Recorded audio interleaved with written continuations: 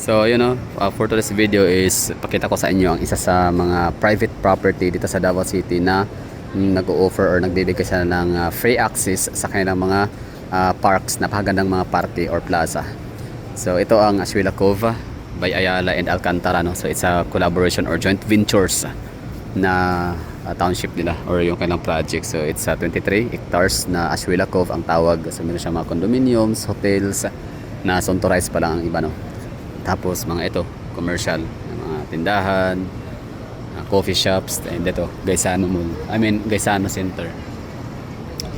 So, pag-usapan natin yung tinutukoy ko kasi dito sa atin sa Pilipinas. Ang dami kasi mga nakikita natin sa Comsec no, na hindi naman siguro nag-aaway, no? Like, nagde-discussion lang, nagkakaroon ng diskusyonan kung sino ba yung pinakamagandang syudad sa Pilipinas, no?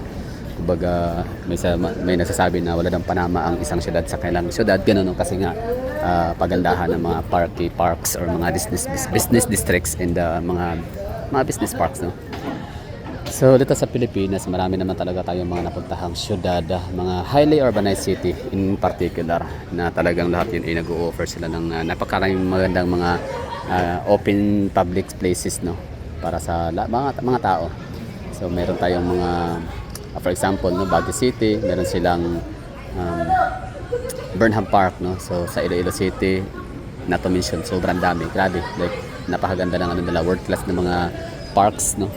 Tapos sa Davao City naman meron tayo din na marami din, syempre. Davao City is we have 30 plus na public parks yan, ha. So ganun kadami ang park sa Davao City.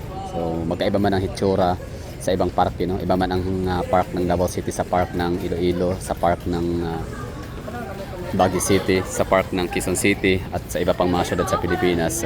Pero lahat yun paras maganda, no? Magkaiba-iba nga lang yung estilo, yung characteristics ng mga parks. Kung ang theme parks, ang sa Iloilo is mga theme parks, mga pang parang European style, ganyan, pang romantic, pwede talaga pang shooting pelikula. So sa Davao City naman, ang mga parke namin dito, since bago lang gawa ang mga parke namin, siyempre yung mga parang modern style na rin, yung mga bago ba, may mga punong kahoy, upuan, bulaklak, ganyan, mga semi-gardens, ganyan yung mga tema naman sa Davao. So sa Baguio City, may mga parks naman na ganun din, no? Mga garden style na mga parks sa Baguio City. So ito naman, Ashuela Cove, private parks na dito, ha. So ulit-ulitin ko itong paalala sa mga nanonood dyan, lalo sa mga taga Manila, in particular ng NCR. Kahit hindi man sa mga taga NCR, yung mga taga Calabarzon, Region 4A, Region 4B, taga taga Central Luzon, na panay talaga nilang sinasabi, binabanggit na Taguig is the best city, parang ganun, Makati or City of Manila, o ano pa mga syudad sa Pilipinas, no. So maaari siguro sa pera, sa economy, pwede, no, GDP, assets, tapos yung HDI, di ako sure sa HDI, no, pero possible HDI, kasi ang HDI, Human Development Index, mataas yan kapag marami kayong mga kumbaga easy access lang or accessible yung mga kahit anong education, tama dito, basta yung mga universities, no. So hindi mahirap, no? Unlike sa mga provinces na need mo pang tumawid ng 3 ilog, 5 bundok, sumakay ng kabayo at kung ano pa, no, para lang makarating sa mga eskwelahan, no? So yung basic education sa mga metro cities ay easy yung access, kaya mataas ang HDI, your Human Development Index. So yun, sa usaping mga HDI, noted na yan or given na mataas ang mga metro cities. So kumbaga pag-uusapan natin per highly urbanized city is yung yung ganda. So paano ba yung ganda? Ako personally, no, as a Galada Explorer, alam niyo naman, sa mga hindi pa nakakilala sa akin, yung background ko dito sa YouTube. So I started 2021 na magawa ng channel, no? That's December or November 2021. Tapos ayun, sinare ko yung aking mga trips, mga travel, mga adventures dito sa Pilipinas, lalo na sa mga highly urbanized city, mga city propers, or yung kasi parang urbanist enthusiast ang tawag sa akin, di ba, yung ang hilig-hilig kong pumunta sa mga parks, ang hilig-hilig kong pumunta sa mga high-rise buildings. Ang tawag dito sa mga business districts, ang hilig kong pumunta sa mga kalye, streets, mag-observe, no? Dahil mostly naman talaga kapag nagpupunta tayo sa iba't ibang lugar, ang pinakauna nating ma-observe is yung daan, no? Mga kalye, streets, pangalawa yung mga tao, mode of transportation, mga pagkain, lugar, landscapes, high-rise buildings, establishments, commercial at kung ano-ano pa. So yun, bali bakit ko to palagi kong binabalik-balikan yung mga parks, mga private and public parks, no. So ito nga ulitin ko, it's a part parang 5 yata if I'm not mistaken na. So bibingilangin ko, we have Davao Global Township, we have LPO Davao Township din yun, no, by Cebu Landmaster sa may airport, no, malapit kila Pastor Apollo Kibuloy. Pangalawa yun. So ito yung pangatlo, it's Ashwila Cove. Meron silang paparke dito sa unahan, which is puntahan natin yung High Street naman, no, Ashwila Cove. So tatlo, we have Davao Global Township, pang-apat, and pang-lima, ano ba yun, no? Ano ba yung pang-lima? Kahapon yung pinuntahan natin na Davao, noong nakaraang araw pala, no? So Davao Crocodile Park yun. So 5 so far ang alam ko na park. Meron pala pang-6, meron din sa may City Mall sa may Kabantian. Oo, Barangay Kabantian. So 6. Sa mga taga Davao dyan, paki-comment nga dyan yung mga lugar, mga private owned na mga parks na hindi ko na mention. Ulitin ko, Ashwila Cove, maganda doon, the best, may pa fountain, color ng mga ano. Tas okay, pang 7 pala, dagdag ko yung Gaisano Mall of Davao, Dapik, kasi park din yun, yung Dapik nga lang, sa taas nga lang. Ano pa ba sa mga mall, no? So 7 or 8, tama, 7 yun lang, no, so far ang alam ko. Gaisano Mall, eto Ashwila Cove. Ang ganda ng Ashwila Cove kasi meron tayo dito ng high street na free access lang talaga para sa lahat. Tapos meron naman siyang seaside promenade. Yan naman ay hindi mo kailangan, no need to pay. Hindi mo kailangan magbayad ng pera 500 pesos. Pero need mong gumastos ng at least 500 pesos din. For example, papagupit ka dito, meron silang gupit ng service is worth 500 pesos. So let's say 300 pesos. So need mo pa ng 200 pesos na mag-spend ka doon. Bili ka ng sabihin natin na grocery, no, Nescafe for example. I mean ano ba yung paborito ko, greatest coffee stick, yun ang gusto ko, no. So 500 pesos ang kailangan na ma-purchase para ka maka-access sa kanilang seaside promenade. So doon po yun sa pinakadulo, hindi na natin kayang puntahan siguro. At meron din tayong iba pang tunguhin. Okay, so Davao City, no, bali maganda nga siya, safe city, second safest city ang Davao City ngayon. Although hindi ko nakita yung yung status or yung statistics kung saan galing yung article, saan nabasa ng mga nagpo-post of kumbaga ako yung nakisabay na rin, kasi usually Davao City is the safest city in the Philippines naman talaga, like number 1. No? So ngayon number 2 na lang siya, which is not bad. So ganun lang siguro, tumaas yung maaring tumaas yung crime incident sa Davao City, or maaring mas bumaba, maintain yung crime incident sa Davao City, at mas bumaba yung sa Dumaguete daw, sabi Dumaguete ang number 1. Anyway, so yun na, bali Davao City is magandang syudad, pero hindi lang Davao City, city siyempre ang magandang syudad, marami din. So yung sabi nga nila, beauty is in the eye of the beholder or subjective. So depende, no, sa subjective, objective, basta depende sa yan, sa tao, kung ano yung kanyang criteria. For example, may mga tao na mahilig mag-bar, mga mahilig mambabae, gano'n, no? Yung mga chicks ba, no? For example, mahilig sa mga red districts area. So hindi Davao City ang perfect place para sa kanila. So ito ay maaaring boring, pangit, no? Kasi hindi nga sila, parang may mga beer house sa mga amin dito, may mga may mga sex workers din naman. So hindi ko lang sasabihin kung saan, pero mahal yun, 3,000 pesos per pero siyempre mahal yun, mahal. So tsaka wala na tayo, sinong gusto dyan, sige, sama ko kayo. Sabayan ko kayo, alam ko yun eh. Pero hindi ako na doon, kumbaga mga sabi-sabi lang. 3,000 pesos. So I think mahal ba siya o mura, depende ka siguro sa no. Kung mayaman ka naman, lang ba yung yung 3,000 pesos, di ba? Anyway, so yun na nga, kung red district talaga gusto mo, yung mag-bar hopping ka, tapos ang daming mga inumin, mga babae, daming mga waitress, di ba? So I think ang Hilis and Cebu ang perfect place para sa inyo. Pero Davao City, definitely not. Kasi kita nyo naman, ganyan ang makikita nyo dito sa Davao City. Mga bata, mga formal na mga babae. I mean, I'm not saying na hindi formal yung I don't know. Basta mga ganyan, no. Hindi ka makikita dito ng mga babae na wala kang makikita ano dito. Yung mga babae na naghahanap nga ng mga AFAM ganyan, di ba? Yung mga AFAM hunters, walang ganun dito sa Davao City.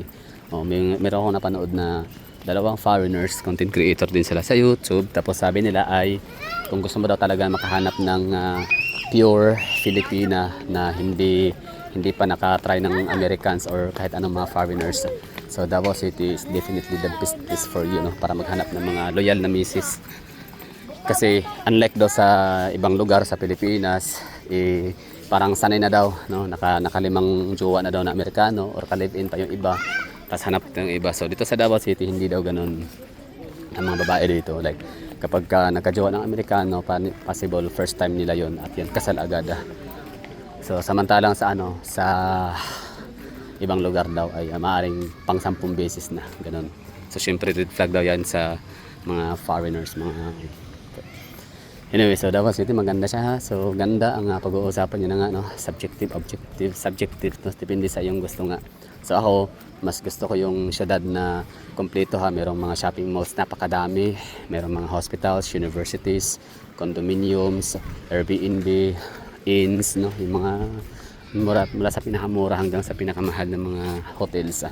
So isa talaga yun sa pinaka-the best. And accessibility, no? Kailangan merong taxi dapat.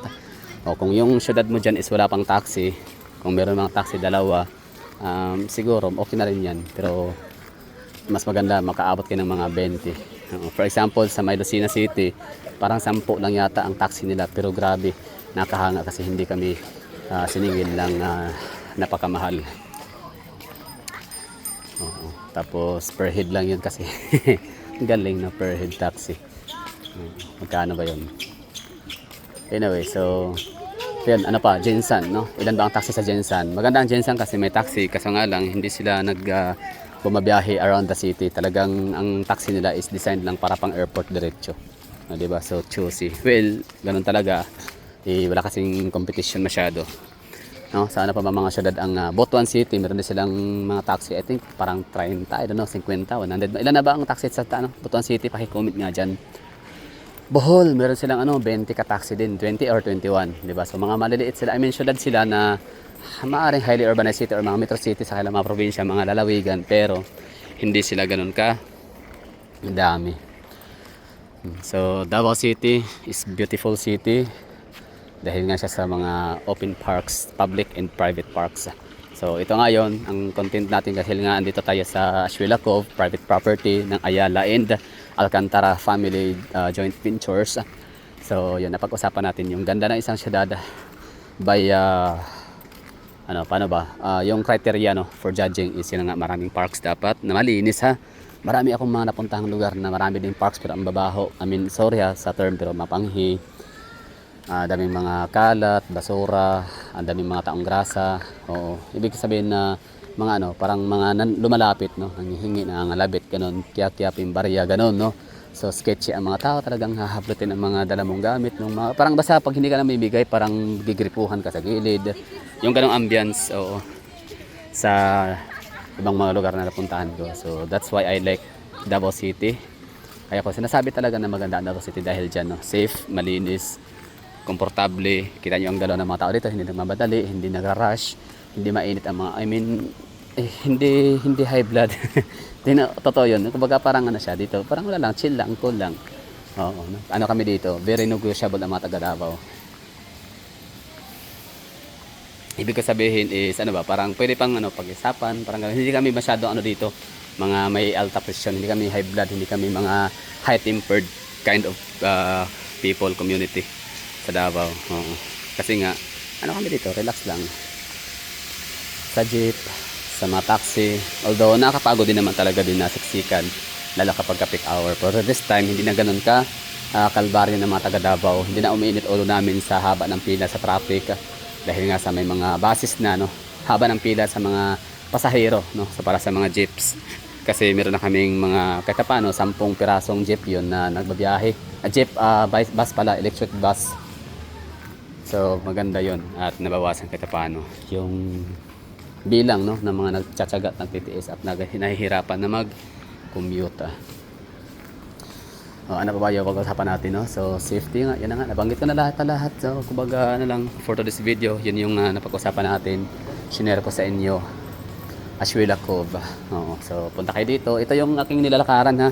Ito ay free access lang siya. No need mong bumili. No need, kumbaga hindi kagaya din sa isa nilang portion na si Side Promenade na talagang lakas daw maka Singapore, maka Hong Kong, ano man yung mga pinasasabi ng ibang mga nakapunta na sa mga ganong lugar, Singapore and Hong Kong or saan pa man, na ang ambience nga daw ay merong pagkakahawig, pagkakahalin tulad, ganon. So ito yung ano muna natin, ang Ashwila Cove High Street. Na free access, hindi mo kailangan bumili, hindi mo kailangan na gumastos dito para lang makapasok, maka-access.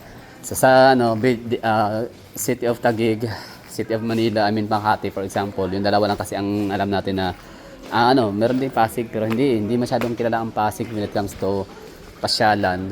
Ito talaga no, yung BGC talaga ng Makati, tapos Ayala ng ano no, BGC ng Taguig and Ayala ng Makati. So dito naman sa Davao City, hiwa-hiwalay ang ano namin dito, business districts no. So yun nga, mga open parks and public parks. Tapos yung mga namamasyal dito talagang komportable, payapa, hayahay, presko yung hangin, slow pacing, slow moving, slow motion. Mga tao dito, chill lang, relax lang. Walang mga negative vibes, negative energy. O unlike sa Mega Manila, na wala ka namang ginagawa, wala ka namang tinatrabaho, di ka naman busy, hindi ka naman galit sa mundo, pero parang ang bigat ng yung loob, ng yung damdamin, no? Parang lahat ng mga negativity sa mundo nasasagap mo kasi sa parang ikaw na rin, ano ka na rin, no? Bad trip ka na rin, bad mood. For example, sa train, di ba? Sa train, sa bus, sa mga carousel nila, sa jeep, lahat, no? So talagang mafe-feel mo yung negative energy sa mga tao. So ma-overwhelm ka. Kaya ayun, ikaw na rin. Hindi pag uwi mo, bad trip ka na din. Parang ayun ganun. So dito sa Davao City, and of course some other cities in the Philippines, outside Manila.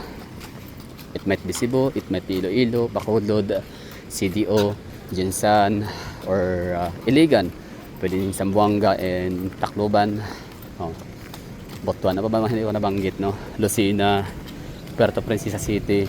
Lucena, medyo ano sila, no, busy. Hindi siya ganun ka slow pacing ang ano, ang Lucena. Para siyang ano siya, portion siya ng NCR na nilayo lang ng konti. Kasi meron pa silang ano, medyo vibe na parang ano, maingay, no. Busy na mga tao, dami sasakyan. Palibasa kasi ano sila, no, daanan, National Highway. Papuntang ano, Luzon and Mindanao. So yun na tayo, we're done sa ating paglalakad dito. Marami pa tayong mga hindi na pag-usapan, dagdag nyo lang sa comment section at ating ano, kumbaga pag-usapan, ganun. May mga topic pa ba hindi ko nabanggit, nahaligtaan, or hindi ko na ipagpatuloy na topic, bigla akong nakat or bigla akong nag-redirection, ganun. So let me know in the comment box. And that would be all. Thank you for watching. Basta Davao City maganda siya dahil sa ganong mga rason, malinis, komportable, relax, chill lang, para talaga sa lahat ang Davao City, except pala sa mga criminals, mga tarantado, mga tao dito sa Davao City mababait naman, pero huwag niyo subukan na sirain ang image namin dito. Punta ka dito na magkakalat, merong multa, no? Mahuli kayo nag-yosi, may multa din. Sa mga motorista naman, ganun din, no? Kaya panigurado yung mga galit sa yung mga nakapuntang Davao City, tapos ano sila, galit sila, merong hinanakit sa Davao City, nagbibigay ng mga bad reviews sa aming syudad. I think isa sila sa mga naka-violate sa aming mga city ordinances. Bawal magyosi, bawal magkalat, tapos yung mga swerving, basta ano, mga traffic rules and regulations, no, baka na-violate nila, nakapagmulta at kung ano pa man, kaya sila galit. Kaya hindi sila happy sa kailang experience sa Davao City, kasi nga yung pagiging undisciplined people nila galing sa kailang lugar kung saan man sila nanggaling, binitbit dito sa Davao City. Ganon yun, no? So syempre iba ang batas sa Davao City, may ngipin, may pangil, so implemented talaga siya. That's why people of Davao, ano siya, may connotation, pag Davaoin nyo, disiplinado. That would be all. Thank you for watching and bye bye, Indingats. See you sa next vlog.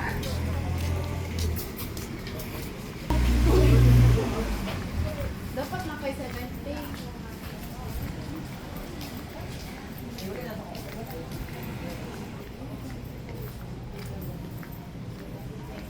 Project